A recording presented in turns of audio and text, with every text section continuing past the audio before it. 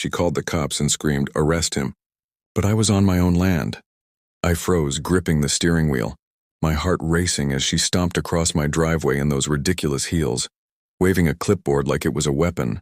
The HOA notice she shoved under my windshield wiper claimed I couldn't live here anymore. Couldn't live here? On land my grandfather bought 50 years ago. I took a deep breath. "You know this isn't legal, right?" I said, trying to sound calm. My wife Maria was already on the porch, arms crossed, her eyes cold enough to cut glass. She didn't say anything.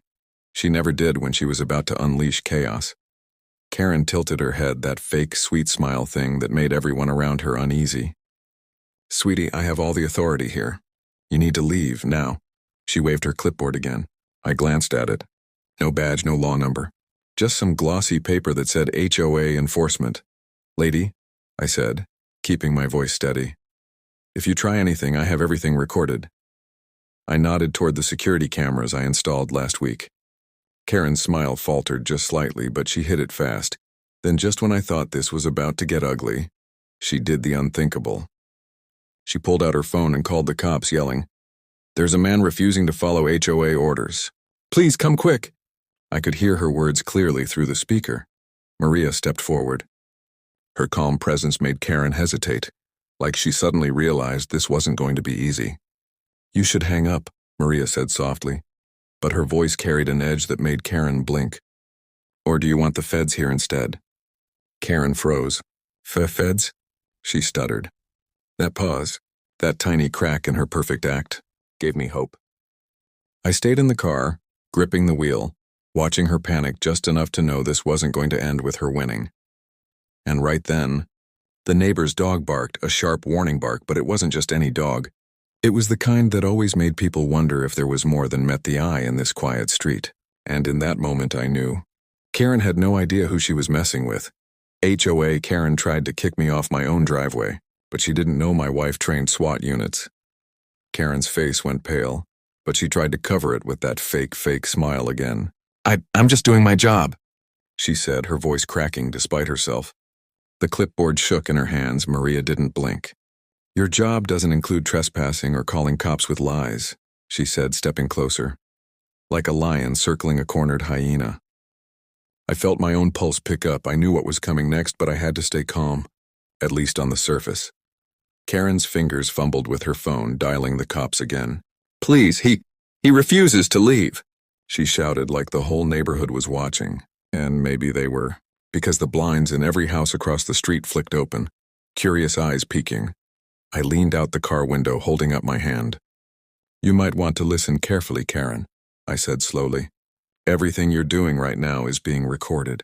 Every word, every move. You're standing on land that's been in my family for decades, and you have zero legal authority." Her jaw tightened.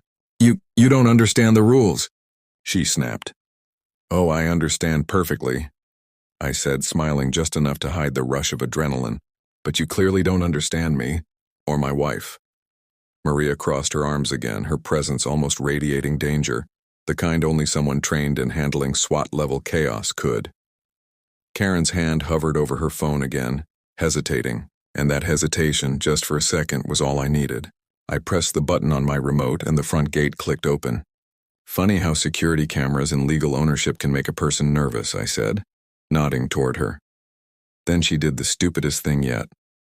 She stepped forward, trying to shove me out of the car, and I swear her heel caught the edge of the driveway. She stumbled, cursed, and for a split second her confidence shattered. The neighbors saw it all. Perfect timing. "I told you," Maria said quietly, but with that lethal calm that made Karen's face go red. "You don't want the feds involved. And trust me, they'll be interested in a lot more than a fake HOA notice." Karen froze, phone in hand, looking like a deer in headlights, and I realized something terrifying for her. She had no idea that I wasn't just a simple homeowner. I had connections, real ones, and the second she realized that, the power balance shifted completely. She tried to play HOA police. But she didn't know we had proof, cameras, and my wife trained SWAT units. Karen's hands shook as she fumbled with her phone. But before she could dial again, Maria stepped closer and whispered something I couldn't quite hear. The effect was immediate. Karen froze completely, her fake bravado crumbling. I suggest you leave, Maria said, her voice low, dangerous, like a storm just waiting to break. Or do you want everyone across the street to see exactly who you are? Karen's eyes darted nervously. I can call. You already did, I interrupted, pointing toward the phone still clutched in her hand. And guess what? I've already called the real sheriff. You see, calling fake cops on private land? That's a federal offense if it involves impersonating law enforcement. Her face went pale. The clipboard fell to the ground with a loud thud, papers scattering like fallen leaves. I could see the panic in her eyes, the kind that only comes when someone finally realizes they've underestimated their target. And then, the first twist hit. Oh, by the way, I added casually, leaning against the car, this isn't just our land. My name is on the deed, every inch. So technically you've been trespassing while trying to enforce a fake HOA rule. Karen froze. Her jaw dropped, but she tried to recover. That can't be true, she sputtered. I reached into my pocket and pulled out a copy of the official land documents. Check it yourself. Every signature, every stamp, completely legal. And funny enough, the sheriff already confirmed it when I called him. The neighbors were watching now, blinds fully open, phones out, whispering. Karen's perfect performance was falling apart in real time. Every inch of confidence she had evaporated, replaced by a desperate, angry panic. And then Maria smiled, just a tiny, knowing smile. Next time you decide to play hero on someone else's property, she said softly, remember who you're messing with. HOA Karen tried to fake arrest me, but she didn't realize I had proof cameras and a sheriff on speed dial. Karen's face was red, her fake composure completely gone. She backed a step, scanning the street like she might escape unnoticed. But every neighbor was watching now, phones pointed at her, waiting for the next disaster. I have the authority, she stammered, voice trembling. HOA rules. Oh, you mean the rules you made up? Maria interrupted, her tone sharp as a whip. Because I've read the HOA charter from start to finish. There's nothing here that lets you kick us off our land. Karen's hands gripped her clipboard like a lifeline. You don't understand. That's when the second twist hit. I pulled my phone from my pocket and pressed play. The security footage we'd secretly captured last week, her sneaking around, posting fake notices, trying to intimidate neighbors, played on the screen. Clear as day, every illegal act she'd committed was recorded, time-stamped, and unedited. The street fell silent. Even Karen's bravado couldn't survive that evidence. Her mouth opened, but no sound came out. And just so we're clear, I added, I also sent this footage directly to the sheriff's office this morning. So yes, those fake cops you called, they'll be very interested in talking to you. Karen's knees trembled. She dropped the clipboard entirely and looked around, suddenly aware that everyone had seen her true colors. The neighbors whispered, exchanged glances, and phones clicked as the video spread. Maria stepped forward, her calm strength radiating like a shield. Next time you try to scare people with fake authority, remember this moment. Karen's voice cracked, a final desperate plea. I didn't mean. I cut her off, voice steady but cold. You don't get to decide who lives here. You don't get to play police. And now, thanks to your own actions, everyone knows the truth. Viral moment. HOA Karen tried to act like a cop. But the camera never lies, and neither does the sheriff. Where Karen's desperation escalates into a public meltdown and the stakes get even higher.